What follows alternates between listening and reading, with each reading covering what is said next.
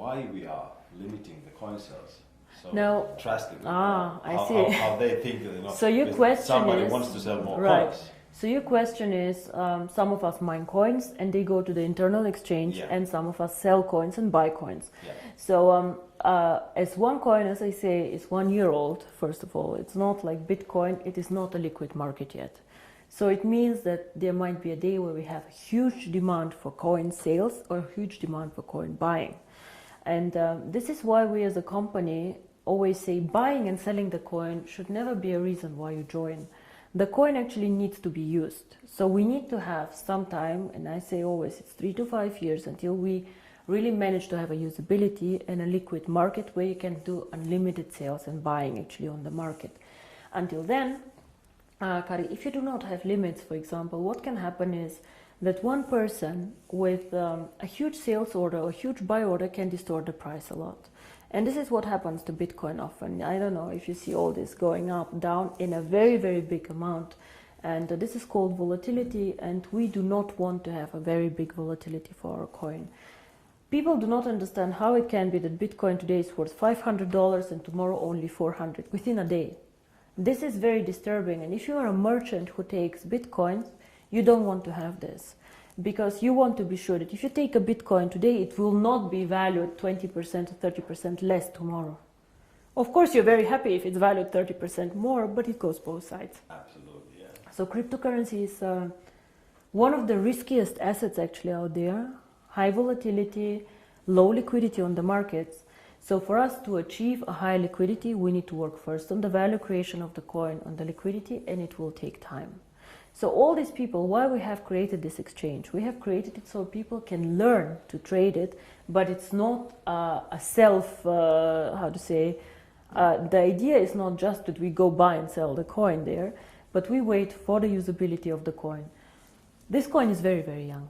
We have so much way to go, but we have created miracles already. So I'm looking very, very positive into the future. But remember, the internal exchange is demand and supply. So you have to find somebody who wants to sell coins to buy, and the other way around.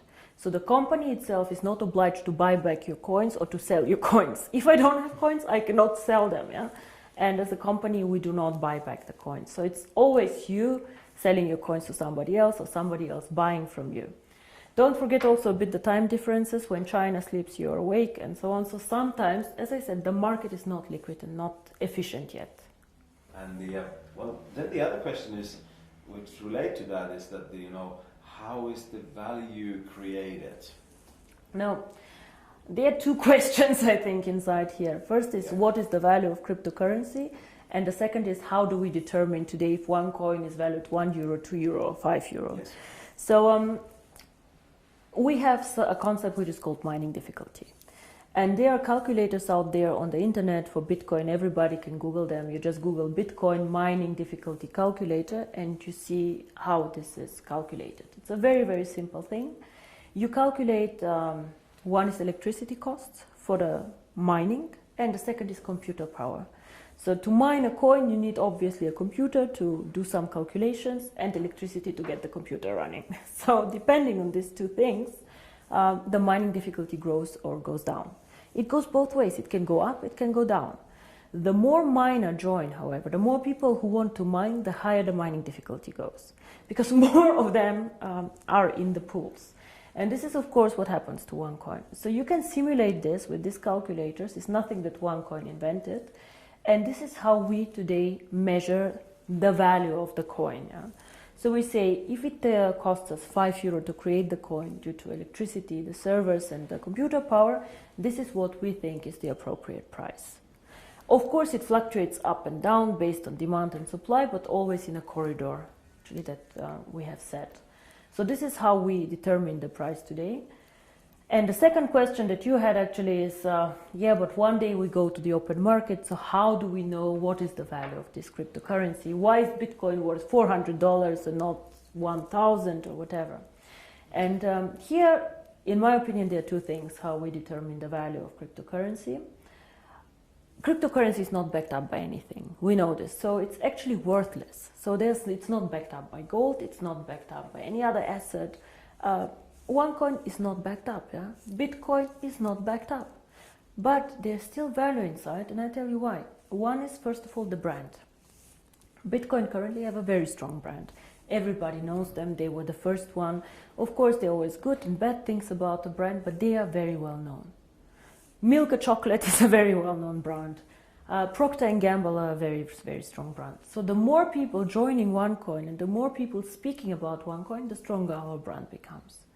And this, I think, is something that makes us really a family, because if you go in the network marketing approach and go and sell shampoo, it does not make you stronger if somebody on a sideline sells shampoo. Only your downline makes you happy. But here, if another team makes OneCoin popular out there, this makes also your coin stronger and your team stronger. And this is something very, very special about OneCoin, I think. And so the brand. And we have currently about 2 million paid members. In the database, we have over 10 million people who know about OneCoin.